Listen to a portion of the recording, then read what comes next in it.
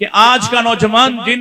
फितनों के साथ जुड़ा हुआ बल्कि गर्क समझिए, जिनमें अगर मैं कैटेगराइज करूं, कोई बाइफरकेशन करूं, कोई तरजीही लिस्ट बनाऊं, तो शायद सबसे बड़ी और सबसे खौफनाक जो फितना इस वक्त नौजवान मुस्लिम को, पाकिस्तानी मुस्लिम को, पाकिस्तानी नौजवान को खाया जा रहा है, वो इल्हाद है, जिसकी नई नई शक्लें सामने आती हैं। कॉलेजेस हों, यूनिवर्सिटीज हों, तालीमी इदारे हों, तबाही का